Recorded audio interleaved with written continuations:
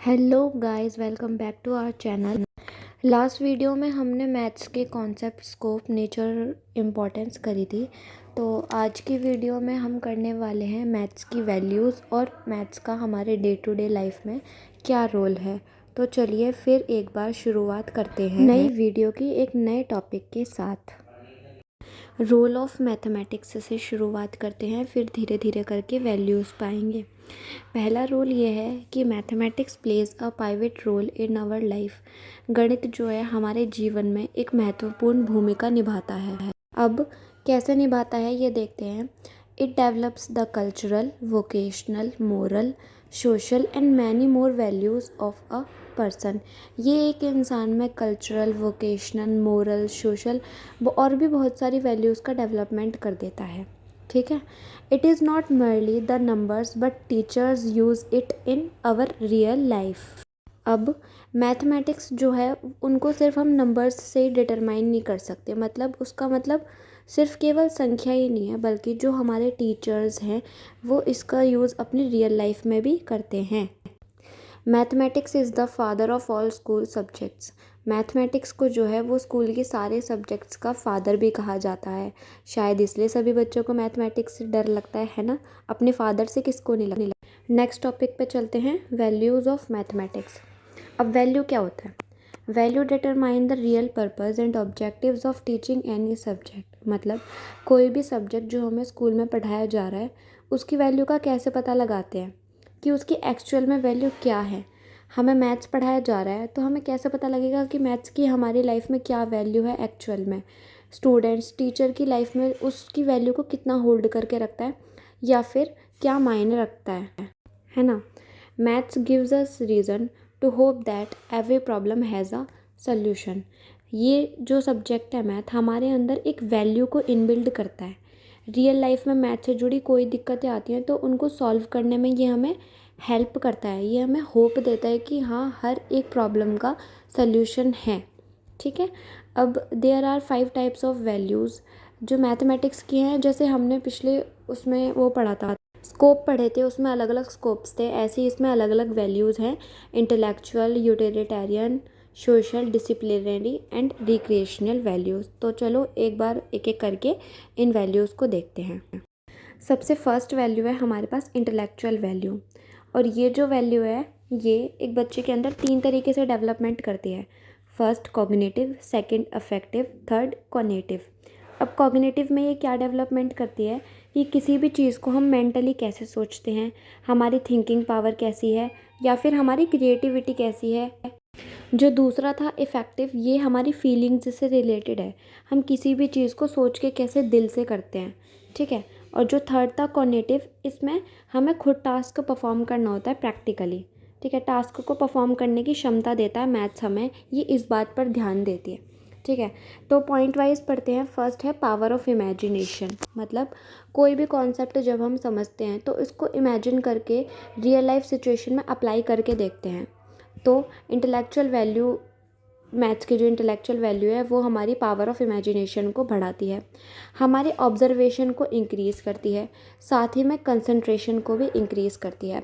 अब कंसंट्रेशन में क्या आएगा, सम सॉल्व करते वक्त कोई बुला लेता है तो हमारा सारा फोकस बिगड़ जाता है। तो मैथ्स फुल कंसंट्रेशन के साथ वर्क करने की कैपेसिटी या फिर कैपेबिलिटी हमारे अंदर डेवलप करती है। ठीक है। थिंकिंग पावर और रीजनिंग पावर को स्ट्रॉन्ग करती है। फिफ्थ, क्रिएटिविटी इंक्रीज़ होती है। जैसे एक सम को सॉल्व करने के बहुत सारे मेथड्स होते हैं। ऐसा तो नहीं है कि बच्चा एक सम को एक ही तरीके से सॉल्व कर रहा है। अलग अलग बच्चे हैं और सारे बच्चे अपने अपने इंटरेस्ट के अकॉर्डिंग अपने अपने तरीके से सम को सॉल्व करते हैं।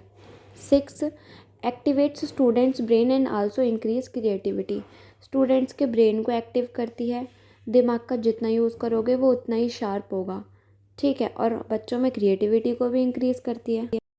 सेकंड है प्रैक्टिकल और यूटिलिटेरियन वैल्यू। जैसे हमने पिछली वीडियो में यूटिलिटेरियन स्कोप पढ़ा था, ये बिल्कुल ही वैसे ही है। यूटिलिटेरियन का मतलब उपयोगी।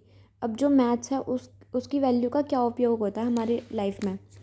First, profit loss ratio, proportion, percentage और some basic concepts used in daily life situation. मैंने पहले भी बताया हुआ है, प्रॉफिट लॉस रेशियो, प्रोपोर्शन और जैसे ये सब कॉन्सेप्ट्स हैं, इनका हमारे डेली लाइफ में यूज़ होता है किसी न किसी सिचुएशन में। बहुत सारे ऑक्यूपेशंस हैं, जैसे साइंटिस्ट है, टेक्नीशियंस है, बिजनेसमैन है, वो मैथमेटिक्स का यूज़ करते ही करते हैं। ठीक है। अब एक बिजनेसमैन को भाई सारा इकोनॉमिक्स से रिलेटेड काम करना है, तो उसको तो मैथ्स आनी चाहिए, और वो तो यूज़ करेगा ही करेगा। साइंटिस्ट भी करते हैं, साथ ही में टेक्नीशियंस भी करते हैं। अब मैथ्स जो है वो दूसरे सब्जेक्ट्स के साथ भी कोरिलेटेड है, जैसे साइंस के साथ, इकोनॉमिक्स के साथ और सोशल साइंस के साथ। मैं ये पिछली वीडियो में आपको बता चुकी हूँ। अब इकोनॉमिक इवैल्यूएशंस और न्यूज़पेपर डाटा, कोई भी न्यूज़पेपर को रीड करना वर्थलेस है जब तक हमें मैथ्स की बेसिक चीज़ ही नहीं पता होंगी। जैसे हम न्यूज़पेपर पढ़ते हैं तो उससे हमें क्या पता होता है, टेम्परेचर पता चलता है, पॉपुलेशन ग्रोथ पता चलता है, और ये सब चीज़ें तो बेसिक है, ये तो हमें पता होनी चाहिए। हम अगर डेली न्यूज़ देखते हैं तो इस बात का भी असर होता है। तो यूटिलिटेरियन वैल्यू जो है वो बिल्कुल ही एकदम पिछली वीडियो में कराई हुई स्कोप के साथ है, तो इसको मैं करा चुकी हूँ। अब थर्ड वैल्यू पे चलते हैं, social value. Maths play an important role in proper setting of social institutions. अब सोशल इंस्टीट्यूशंस में क्या क्या आता है, बैंकिंग हो गया, रेलवे हो गया, पोस्ट ऑफिस हो गया। हम बैंक जाते हैं पैसों का लेन देन करने, पोस्ट ऑफिस जाते हैं, ठीक है। तो कहीं ना कहीं इन सब में भी मैथ्स का यूज़ हो रहा है, ठीक है, या फिर हम इनके थ्रू कोई ना कोई सोशल वैल्यू ज़रूर गेन कर रहे हैं। It leads to effective business transaction, export import trading. अब अगर इंटरनेशनल या फिर नेशनल लेवल पे ट्रेड करना है, इम्पोर्ट एक्सपोर्ट करना है, या फिर किसी बिजनेस से रिलेटेड ट्रांजैक्शंस करने हैं, तो जो छोटी छोटी बेसिक मैथ्स है ना, वो तो आनी ही चाहिए। इससे हम कुछ ना कुछ सोशल वैल्यू तो गेन कर ही रहे हैं ना, अगर हमें बेसिक वैल्यू आती है मैथ्स की तो। फोर्थ वैल्यू है disciplinary value. It helps to present ideas more logically, accurately and explicitly. अब मैथ्स जो है वो हमें अपने आइडियाज़, विचारों को ज़्यादा तार्किक, सटीक और स्पष्ट रूप से प्रस्तुत करने में मदद करता है, ठीक है। Second, power of concentration. Concentration या फिर कंसंट्रेट करने की पावर बढ़ती है, ठीक है। साइंटिफिक माइंड बनता है, और it strengthen our will power. हमारी जो विल पावर है उसको और भी ज़्यादा स्ट्रेटन करता है, मजबूत बनाता है हमारी विल पावर को। तो कुछ ना कुछ जो है वो हम डिसिप्लिनरी वैल्यूज़ भी जो है वो अचीव कर रहे हैं मैथ्स से। Fifth one is recreational value. अब रिक्रिएशन का मतलब तो सबको पता होगा, अपने पसंद का कुछ करना चाहते हैं, अगर हमारे पास कुछ फ्री टाइम है तो ये जो रिक्रिएशन वैल्यू है ये कोग्निटिव में आएगा। बच्चा प्रैक्टिकली कोई ना कोई टास्क परफॉर्म कर रहा है, तो मॉडर्न गेम्स, पजल्स, रिडल्स, इनका ना इनमें मैथ्स का प्रॉपर यूज़ होता है। जो आजकल मॉडर्न गेम्स चल गए हैं जहाँ पे पजल्स होते हैं, रिडल्स होते हैं, तो कुछ बच्चों को अपने फ्री टाइम में ये सब गेम्स खेलना पसंद होता है, तो कहीं ना कहीं उनके अंदर क्रिएटिविटी डेवलप हो रही है, और अगर ये सब चीज़ें यूज़ कर रहे हैं तो मैथ्स का कंसेप्ट भी डेवलप हो रहा है।